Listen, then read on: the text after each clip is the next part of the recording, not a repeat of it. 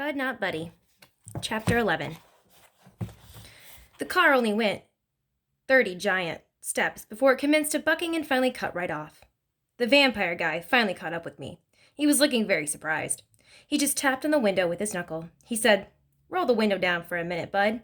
Sometimes it's terrible to have been brought up proper. I couldn't help myself. I rolled down the window, just enough so that our words could get in and out, but his claws couldn't. He said, "Okay, what's this?" I said, "Don't you think I can read? How come you're carrying real human blood around in your car?" I showed him my jackknife. "I'ma warn you, I know how to kill vampires. This knife is genuine, solid 24-karat silver." He put both of his hands over his face and shook his head back and forth a couple of times. He said, "Sweet baby Jesus, why me?" Then he said, "Bud, if you were from Flint, I might think you believe that, but you're a Grand Rapids boy. You've got to be smarter than that. If I was a vampire, why have I got that sandwich and bottle of Red Pot?" I thought for a second. Then the answer jumped out. "Bait!" He put his hand back over his face. This time, when he pulled them away, he was laughing. He said, "Bud, if I was a vampire, I wouldn't want to catch little boys. I'd just stick my fangs into one of those bottles and have my supper. Besides, where have you ever heard of a vampire that knew how to drive a car?" That made sense. In all the moving picture shows I'd seen and all the books I'd read about vampires, I never could think of seeing one that could drive a car, but I wasn't going to take any chances. "Could I please see your teeth, sir?" "What?" "Your teeth, sir." The man mumbled something, shook his head again, then leaned close to the window glass and opened his mouth. Even though he didn't have fangs, his teeth still looked kind of scary.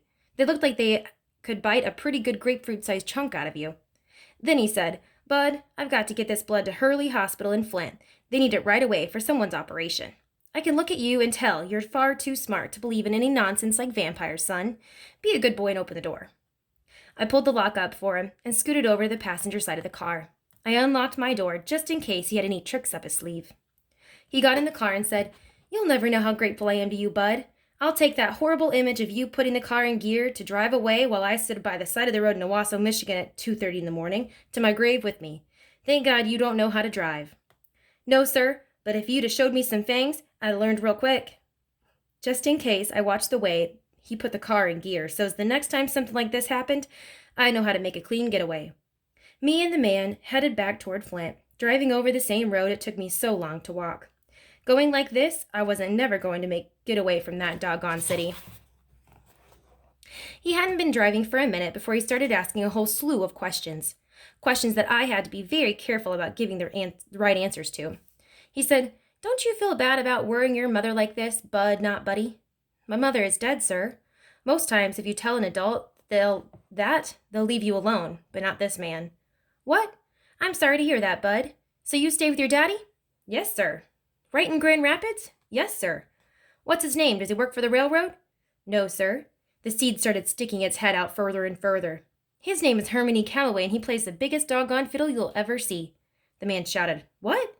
I said, "Really, sir, I swear. 'Fore God, it's the biggest fiddle in the world." He said, "I know your father. Everybody in Grand Rapids does."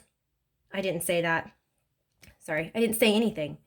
He said, "Well, I'll be. At first glimpse, I wouldn't say you look that much like Herman, but now that I look at you, I suppose you do.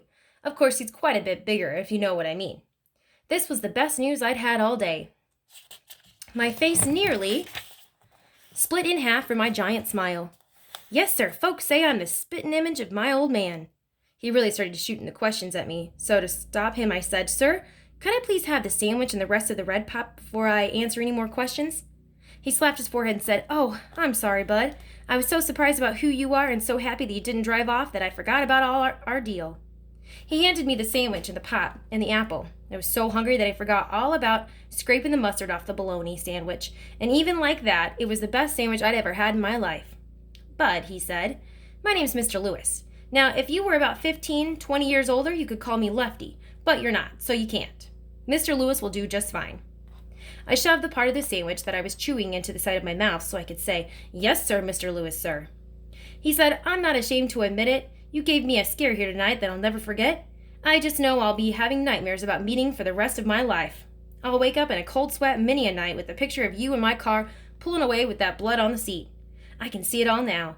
I'll be sound asleep deep in the middle of Ruth Danger's dream when all of a sudden I'll be standing on the side of the road in Owasso, Michigan at 2:30 in the morning, and I'll be seeing my car and that blood pulling away with nothing of you showing but that little peanut head of yours peeking over the dash." He looked at me out of the side of his eye. "Anyone ever tell you you've got a little peanut head?" I glugged down the pop I'd been swishing around in my mouth and said, "No, sir." "Well," he said, "this may be the first time, but unless you undergo some major surgery, I'll bet it won't be the last." "Yes, sir." He waited a second, then sounded kind of disappointed when he said, "Don't take it so seriously, bud. I'm teasing, you know." I started in on the apple. "Yes, sir." "Ever been in the Army, bud?" "No, sir." "Well, I've got to tell you, I haven't heard so many sirs since I was back at Fort Gordon in Georgia training for the big war."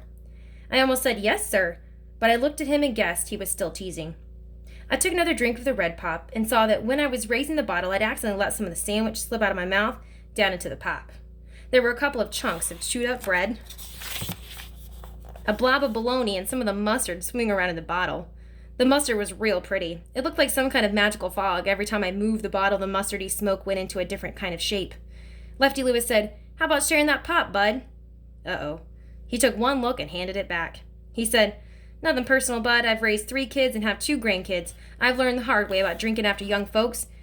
But I do believe you need to get in and see a doctor soon, son. It looks to me like you've got a serious backwash problem. That's the most food I've ever seen floating around in a bottle of pop. In fact, that doesn't look like red pop anymore. It looks more like red stew." Ugh. I real quick chugged the rest of the pop down and ate the apple real slow because I figured as soon as I was done with it, questions would start up again. Lefty Lewis said, "Aren't you sleepy?" This was perfect. I could pretend I was falling asleep and then come up with some answers that would get me to Grand Rapids for sure. I yawned real big. "A little bit, sir." "All right, here, give me that core. I think the only thing that's left is a seed or 2 anyway." I handed him the apple core and he put it in the wax paper from the sandwich in the paper bag. "You just stretch out there and have some sleep. In about an hour, you'll be in a nice, comfortable bed. We can have our talk in the morning." He reached in the back seat and said, "Here," and handed me a jacket. "You can use this for a blanket." The jacket smelled real good, like spice and soap.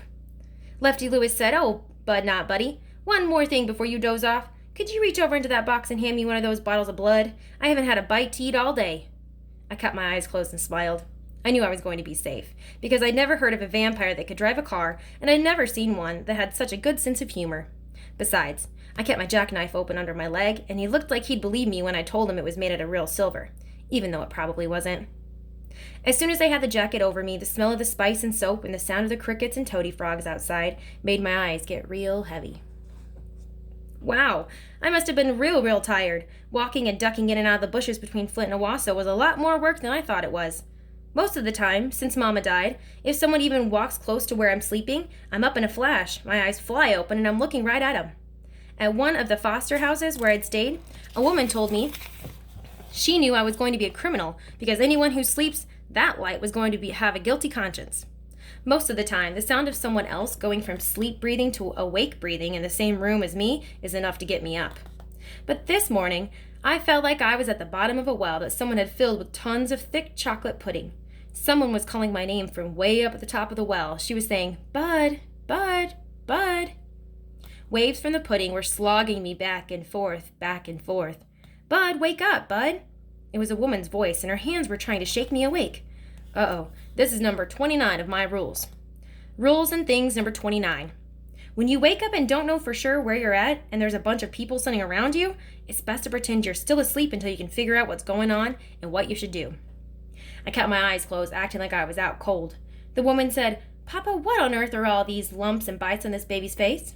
The man answered, "Well, he was walking all the way from Grand Rapids to Flint. It looks like he provided a pretty paltry meal for every mosquito on the way."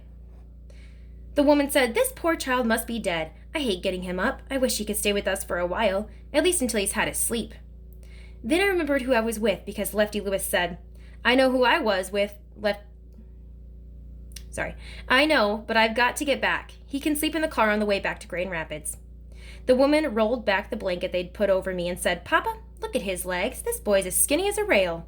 Shucks. They gone and taken off my knickers when they put me in this bed. Now I was going to have to pretend I was asleep even longer, at least until I could figure out a way out of being so embarrassed.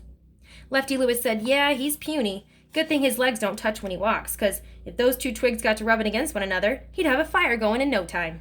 The woman said, "That's not funny. He doesn't look like he's been fed right. Now, who's his father again? You said you know him? Everyone in Grand Rapids does. I'm surprised you can't remember him. He's quite a big fish there. See, I told you it was smart to pretend you were asleep some of the time. Now I was going to learn some things about my father. The woman said, "What kind of man is he that he let his child be so thin? And look at the condition of this boy's clothes. Everything is either too small for him or almost in tatters. Where is this child's mother? There's not much of a woman's touch about him." Lefty Lewis said, "It seems to me that the Mrs. Calloway I knew passed a long time ago. The boy says he's 10, and I'm sure she dead quite a while long. Sorry, guys. And I'm sure she died quite a while before that. But you know how musicians are. There must be at least a few Mrs. Calloways I don't know anything about. That meant that my dad was married to someone before he married my mom." Lefty Lewis's daughter said, "Well, I think it's a sin. I'm a half mind to keep this boy for a while to put some fear in his daddy's heart. But he probably wouldn't even miss him." Lefty Lewis said, "Now you stop being so judgmental. Herman's got a reputation for being a no-nonsense, not mean. But does this child have any brothers or sisters?" "I believe he's got a sister, but she'd have to be his half-sister. She must be full-grown by now." The woman pulled the blanket back over my legs and shook me again. I was glad I could stop pretending I was asleep. I was sick and tired of hearing about how skinny I am and what a mixed-up family I come from. She said real soft, "Bud, wake up. Come on, sweetie. I've got a nice breakfast waiting for you." "Food." I started blinking and acting like those were the first words I'd heard that morning. I said, "Huh?" like I was kind of confused. The woman smiled real big and said, "Oh ho, I see that got your attention, didn't it? Good morning, young man." "Good morning, ma'am. Good morning, Mr. Lewis," he said. "Hey, you remembered my name. I'm impressed. Good morning, Walkin' Willie. We've got to hit the road in a bit, but hurry up and get some food in your belly." He acted like he was whispering just to me when he said, "The food in this joint ain't the best, but I guarantee after you eat here, you won't be hungry for days. This meal's going to be sitting on your stomach like a rock for a good long time." The woman said, "Ignore him, Bud. My father doesn't mean anything. He just can't stop teasing." I said, "I know, ma'am. He told me I've got a head shaped like a peanut." The woman slapped her father on the arm. "Papa, I can't believe you tease this child already. What is on your mind?" Lefty Lewis rubbed his hand over my head and said, "Look at this noggin. I rest my case. Boy looks like one of George Washington Carver's experiments spreaded legs and run off. You sure you're not from Tuskegee, Alabama, Bud?" I said, "No, sir." The woman sucked in her lower lip and swallowed a smile before she said, "See, Bud, he can't help himself. But he really doesn't mean anything, do you, Papa?" The way she asked that, you'd have to be pretty stupid not to know how to answer her. Lefty Lewis said, "Not a thing, it's just that you—" His daughter spoke up. "My name is Mrs. Sleep, Bud. Pleased to meet you, ma'am. Now, while you wash up, I'm going to get some clothes that my boy outgrew a while ago. Barely been used, so when you get dressed, you come on down and we'll eat. You chose a great day to visit. We're having a very special breakfast today. Pancakes, sausages, and toast, and a big glass of orange juice. You can meet Scott and Kim, too. How's that sound?" "That sounds real good, ma'am. Thank you very much." "Don't mention it. It's a pleasure to have such a well-mannered young visitor." Mrs. Sleet and Lefty Lewis left the room. As soon as they were a little bit down the hall, I could hear her start in on scolding her father again. "I just can't believe it. You know, Mama was right about you." All I could hear next was him mumbling some answer, then slapping his arm again. After I got out of the bathroom, I saw that Mrs. Sleet had put some clean clothes on the bed. My old clothes were gone, all except for my drawers, which I hadn't taken off. She'd even put some clean drawers out for me so I could put them on, and I stuck my old ones down in the pocket of my new pants. I could ditch them when I got to Grand Rapids. It's too embarrassing to have strangers look at your dirty drawers, even if the stranger is as nice as Mrs. Sleet. The new clothes were just a little bit too big, but they were long pants and not knickers, so I didn't care. I rolled cuffs into the pants and sleeves, and they were fit pretty doggone good. Man, my first pair of trousers. I let my nose lead me down to where the smell of pancakes and toast was coming from. The Sleets had a room for eating, and it had a great big table right in the middle of it. The first thing I noticed was a huge pile of pancakes sitting on a blue and white plate on top of the table. Lefty Lewis was sitting with Mrs. Sleet's kids. The little girl had a big smile, and the boy was looking at me kind of hard. It wasn't one of those put-up-your-dukes looks. It was just a look like one dog gives another dog that might be passing through this neighborhood. Lefty Lewis said, "Bud, these two worrisome midgets are my favorite grandkids. Kim is my favorite granddaughter, and Scott is my favorite grandson. Of course, they're my only grandkids, so in fairness, you'd have to say they're also my least favorite grandkids." The two kids had had a lot of practice being around their teasing old granddad because they didn't pay him no mind at all. I said, "Hi, my name's Bud, not Buddy." The little girl said, "That's a strange name, Bud, not Buddy."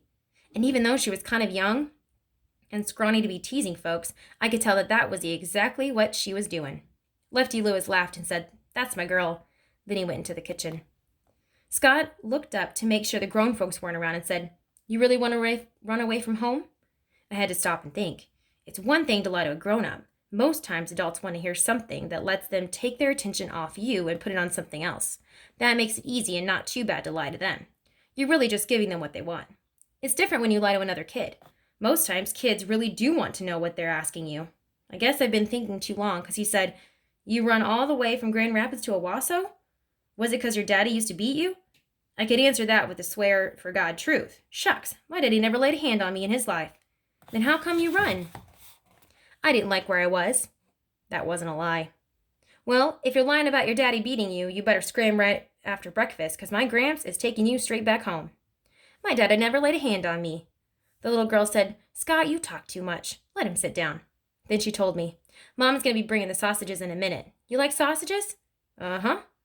I'd never had sausages before, but if that was what was making the house smell so good, I was going to love it. Kim said, "Good, because my grandpa brought them all the way from Grand Rapids. He always brings us good food, and we're going to share it with you, because Mama said you're our special guest and we have to treat you nice. Am I being nice?" "So far." "Good. I'll make a deal with you." "Uh-oh. What kind of deal?" "I'll sing a song that I made up by myself, and when I'm done, I get to ask you one question, and you have to answer, and cross your heart you'll tell the truth." This didn't sound too bad. "Okay. Here goes. It took me a very long time to make this song up, so I hope you like it." The boy said, "Oh, brother." Kim sang, "Mommy says no, Mommy says no, I listen, you don't. Wah-ha-ha, the building falls down, the building falls down, you get crushed, I don't. Wah-ha-ha." Boy, that was about the worst song I'd ever heard. Kim stood up and bowed like a princess. I clapped my hands together kind of soft under the table. She said, "Thank you very much." Scott just shook his head. Kim said, "Oh, that's my part of the deal. Now, you've got to keep your part and answer any question I ask." "Okay. Now, can you tell me about how your mother died?" Scott's foot kicked at her under the table. I said, "Who told you my mama died?" The little girl said, "Oops," and stuffed something from her hand into her mouth. "My mama got sick. She died real fast. She didn't feel no pain or no suffering." Kim said, "I hope my mother never dies." Scott said, "Stupid? Everybody's got to die." Kim said, "Ooh, I'm telling Mommy you called me stupid." He said, "You do, and I'll tell her that you've got one of those pancakes in the pocket of your dress." She shot right up. I told her, "He's right. Everybody's got to die. It's not sad unless they do it real slow and suffer. My mama died so quick and painless that she didn't even have time to close her eyes. She didn't even have time to make a face like she was hurting." Both of Lefty Lewis's grandkids looked real surprised at this news. Mrs. Sleet came into the room with another blue plate covered with little round pieces of meat. Those had to be the sausages. She saw the way her kids were looking at me with their mouths half open and said, "Now, you two aren't talking Bud's ear off, are you?" Scott said, "No, Mama, I'm not, but Kim's coming real close to it." Kim said, "I was not. I was just making pleasant conversation." Mrs. Sleet laughed at this and set the plate on the table right in front of me. Lefty Lewis came out with a big glass jug filled with orange juice and sat down next to me. Mrs. Sleet sat down and said, "Scott and Kim, would you say the grace, please?" Everyone ducked their heads down, and the two kids said, "God is great, God is good, let us thank him for our food, amen."